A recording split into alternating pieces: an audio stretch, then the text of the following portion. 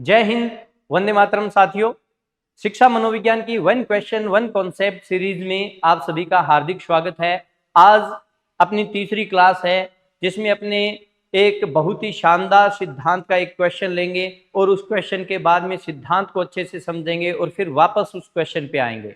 तो स्टार्ट करते हैं अपने बिना किसी देरी के अपने सीरीज को। आपका क्वेश्चन है, यूरी ब्रोन फेन ब्रेनर में माता पिता और शिक्षक किसके कारक है, मतलब किस मंडल के अंतर्गत आते हैं। यहाँ पे चार ऑप्शन हैं आपके, लघु मंडल, मध्य मंडल, वृहत मंडल और बाह्य मंडल।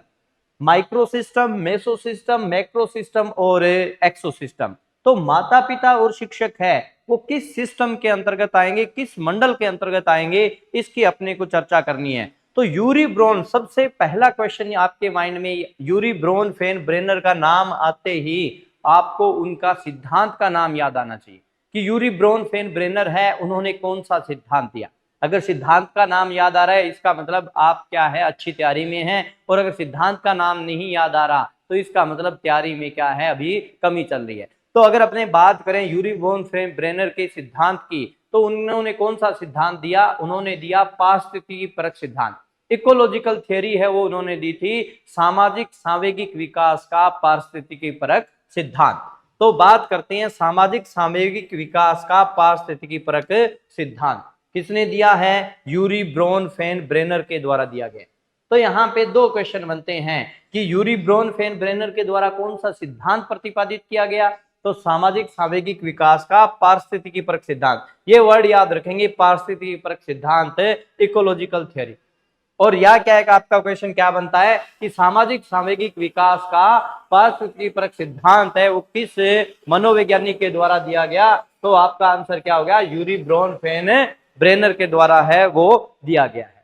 अब अपने क्या है इस सिद्धांत को समझते हैं, फिर उस क्वेश्चन पे वापस आएंगे। तो यहाँ पे बात करते हैं, देखिए यूरी ब्रोन फेन ब्रेनर है, उन्होंने बालक के विकास को सामाजिक संदर्भ से अलग नहीं किया है। मतलब बालक के विकास की व्याख्या है वो सामाजिक संदर्भ में की है कि बालक है वो जिस वातावरण में, जिस परिवेश में रहता है, उस परिवेश के कारक उसको किस किस प्रकार से प्रभावित करते हैं, ये उन्होंने अपने सिद्धांत में बताया। तो बात करें कि यूरी ब्रोन फेन ब्रेनर है, उन्होंने अपने सिद्धांत में क्या बताया कि बच्चे के विकास की व्याख्या, ब्रेनर ने बच्चे के विकास की व्याख्या एक सामाजिक संदर्भ में की है जिसमें बच्चे रहते हैं। अर्थात यह सिद्धांत है वो बालक के विकास में परिवेशीय कारकों की भूमिका पर अधिक बल देता है। अब अपने देखते हैं कि उन्होंने इस सिद्धांत की व्याख्या किस किस प्रकार से बताई, किस किस प्रकार से व्याख्या की, और जो मेन कॉन्सेप्ट है वो अपने समझने की कोशिश करते हैं। उन्होंने क्या है, यूरी ब्रोन फेन ब्रेनर ने 5 मंडल बताए, 5 सिस्टम है वो उन्होंने बताए। उन्होंने बच्चे की व्याख्या है, ठीक है, पर्यावरणीय तल के उन्होंने 5 स्तर, 5 लेवल, 5 मंडल है वो उन्होंने बताए। सबसे पहले बात करें तो जिसको माइक्रो सिस्टम कहते हैं, लघु मंडल। उसके बाद में आपका आता है मध्य मंडल जिसको मेसो सिस्टम कहेंगे। उसके बाद में एक्सो मंडल जिसको बाह्य सिस्टम कहते हैं। फिर माइक्रो सिस्टम, बृहत मंडल, और लास्ट वन आपका कौन सा है, क्रोनो सिस्टम जिसको घटक मंडल कहा जाता है। तो अब यहाँ पे क्या है, अपने इन 5 मंडल है उनको समझते हैं, फिर क्या है अपने सिद्धांत है वो बहुत अच्छे से क्लियर होगा। ध्यान से मेरी एक एक बात को आप ध्यान से सुने। देखिए 5 मंडल की अगर अपनी व्याख्या करना चाहें तो जैसे 1 मंडल, 2 मंडल, 3 और 4, और ये आपका क्या है, क्रोनो सिस्टम है जो हर मंडल के साथ में चलता रहता है। इसलिए क्या है, इसको अपने अलग से इस प्रकार से नोट करते हैं। अब आपका सबसे अंदर का मंडल जो होता है, ठीक है, उसको कहते हैं अपने लघु मंडल। उसके बाद में आपका कौन सा, मध्य मंडल आएगा। उसके बाद में आपका बाह्य मंडल और फिर वृहत मंडल। सबसे अंदर का मंडल है वो लघु मंडल है, सबसे बाहर का मंडल है वो आपका क्या है, वृहत मंडल है, और ये आपका क्या है, घटक मंडल। इसको क्रोनो सिस्टम कहते हैं, ये आपका घटक मंडल है। अब अपने क्या है इन सभी मंडल को समझते हैं कि इनमें किस कौन कौन से परिवेशीय कारक शामिल होंगे। सबसे पहले अपने लेते हैं लघु मंडल को, माइक्रो सिस्टम को समझने का प्रयास कीजिए। देखो बच्चा क्या होता है, जैसे क्या है कि छोटा बच्चा है, ठीक है, 2, 4, 5 साल का, 7 साल का।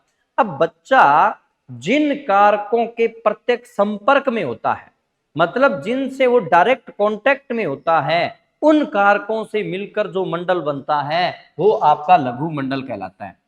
अब आप कहेंगे सर समझे नहीं, किस प्रकार से प्रत्यक्ष संपर्क में, किस प्रकार से डायरेक्ट कांटेक्ट में, कैसे? अभी मैं बताता हूं। जैसे कि बच्चा है वो अपने परिवार में रहता है। अब परिवार के जो माता पिता है, भाई बहन है, दादा दादी है, जो उनके साथ में रह रहे हैं, उनके बच्चा सीधा प्रत्यक्ष संपर्क में होता है, तो ये उसके क्या है, किस मंडल के अंतर्गत आएंगे? लघु मंडल के अंतर्गत आएंगे, माइक्रो सिस्टम। उसके अलावा बच्चा है अपने दोस्तों के सीधा प्रत्यक्ष संपर्क में रह रहा है। बच्चा अपने शिक्षक, जो विद्यालय है, ठीक है, जहां पे वो पढ़ने जाता है, वहां के शिक्षक हैं, उनके वो प्रत्यक्ष संपर्क में। तो जिन कारकों के प्रत्यक्ष संपर्क में बच्चा होता है, वो कारक मिलकर किस मंडल का निर्माण करते हैं? लघु मंडल का निर्माण करते हैं। फिर बात करते हैं मध्य मंडल की। मध्य मंडल में क्या है कि अलग से कारक नहीं होते।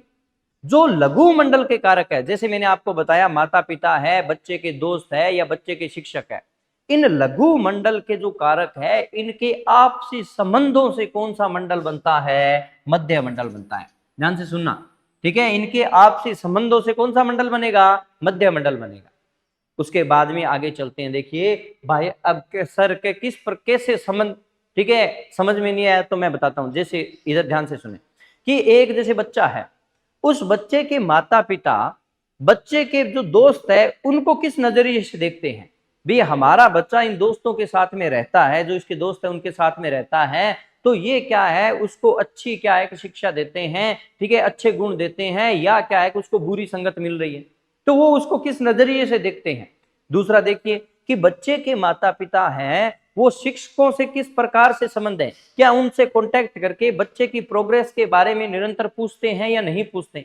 तो इस प्रकार से मध्य मंडल के जो कारक है, जैसे माता पिता है, बच्चे के दोस्त है, बच्चे के जो शिक्षक है, उनके आपसी संबंधों से कौन सा मंडल बनता है? मध्य मंडल। तो क्या सर लघु मंडल से क्या है कि हम कंफ्यूज हो गए? आपको क्या याद रखना है कि लघु मंडल है, उनमें क्या है कि बच्चे के प्रत्यक्ष संपर्क में आने वाले जो भी कारक है, उनसे मिलकर लघु मंडल बनेगा। ऐसा क्वेश्चन आएगा जिसमें बच्चे के माता पिता, शिक्षक है, बच्चे के मित्र और लघु मंडल, ठीक है। इसका क्वेश्चन कैसे आएगा? लघु मंडल के आपसी कारक, लघु मंडल के जो कारक है उनके आपसी संबंधों से कौन सा मंडल बनता है? तो अपने क्या कहेंगे? मध्य मंडल कहेंगे। अब बात करते हैं बाह्य मंडल की। किसकी बात करते हैं? बाह्य मंडल की, एक्सोसिस्टम की। अब बाह्य मंडल में क्या याद रखेंगे कि बच्चा जिनके प्रत्यक्ष संपर्क में नहीं होता, परंतु वो कारक बालक के विकास को अप्रत्यक्ष रूप से प्रभावित करते हैं। लघु मंडल के कारक जो है वो बालक को प्रत्यक्ष रूप से प्रभावित करते हैं, बच्चा सीधा डायरेक्ट कांटेक्ट में होता है। यहां बालक इन कारकों के प्रत्यक्ष संपर्क में नहीं होता, परंतु ये बालक के विकास को प्रभावित करते हैं। एग्जाम्पल के तौर पर अगर मैं कहूं तो जैसे बच्चे के माता पिता जहां पे काम करते हैं, जिस अपने यूं कहें इंस्टीट्यूट में काम करते हैं, जिस संस्था में काम करते हैं, या क्या है कि यूं कहें जिस कंपनी वगैरह में काम करते हैं, वहां का कैसा वातावरण है। अगर वहां पे तनावपूर्ण वातावरण है तो उसका प्रभाव बच्चे के माता पिता पे पड़ रहा है, परंतु बच्चे के माता पिता है वो अपने तनाव है वो आके घर पे निकालेंगे।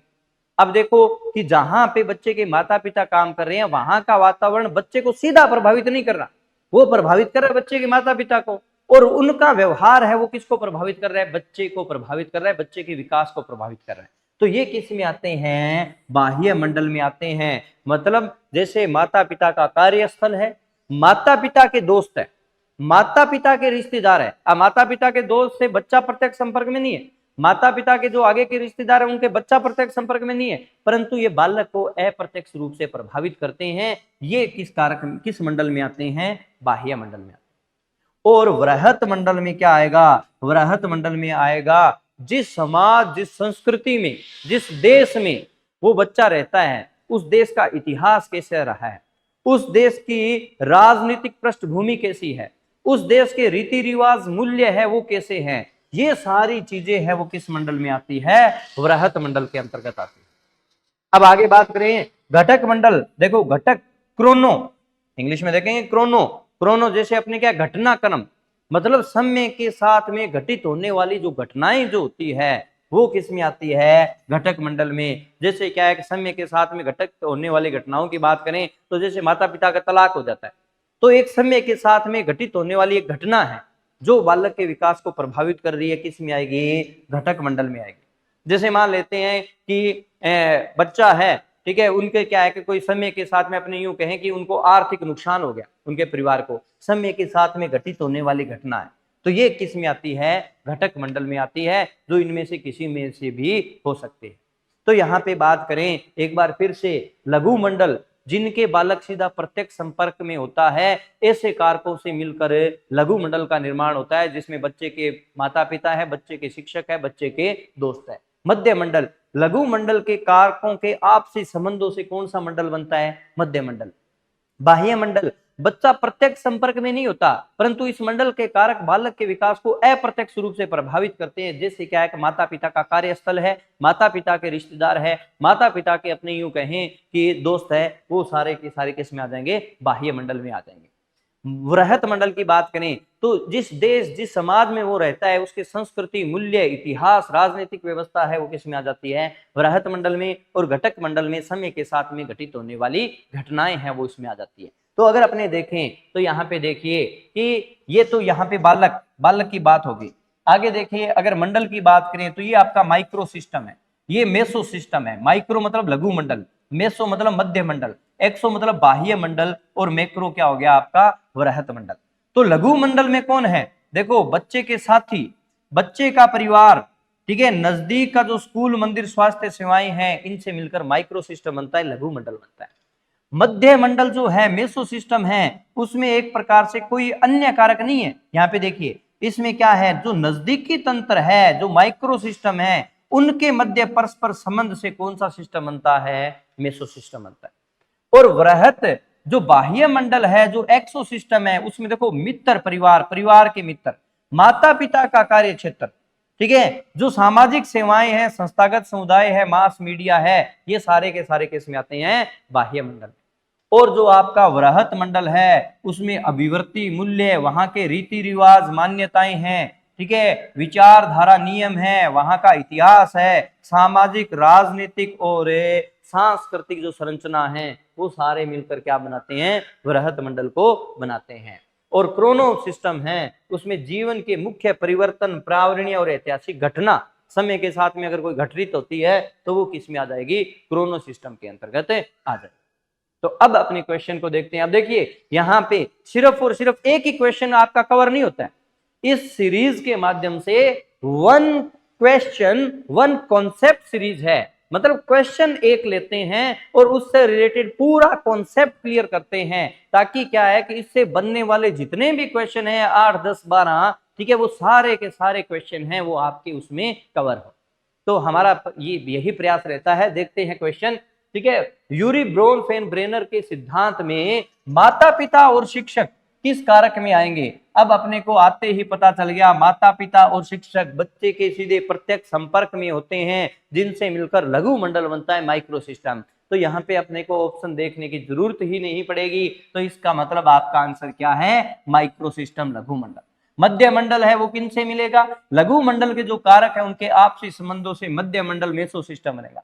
वृहत मंडल जिनके बच्चा प्रत्यक्ष संपर्क में नहीं होता, परंतु क्या है कि जो बालक के विकास को अप्रत्यक्ष रूप से प्रभावित करते हैं,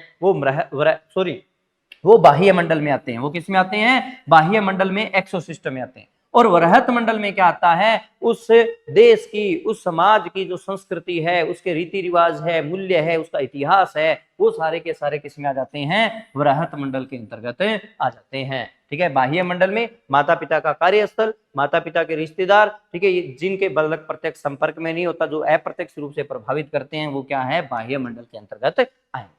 तो ये क्या है आपका यूरी ब्रोनफेन-ब्रेनर का पारिस्थितिकी परक सिद्धांत है, जो अपने एक क्वेश्चन लेते हुए उसको अपने बहुत ही अच्छे प्रकार से डिटेल तरीके से उसको अच्छे से समझा, ताकि इससे रिलेटेड जितने भी क्वेश्चन हैं वो आप सही कर पाए। उम्मीद करता हूं आपको ये कॉन्सेप्ट है वो बहुत ही अच्छे से क्लियर हुआ होगा। अगर आपको ये वीडियोस है पसंद आ रहे हैं, अगर ये आपके लिए फ्रूटफुल है, तो प्लीज लाइक करें, कमेंट करें और शेयर करें। Thank you.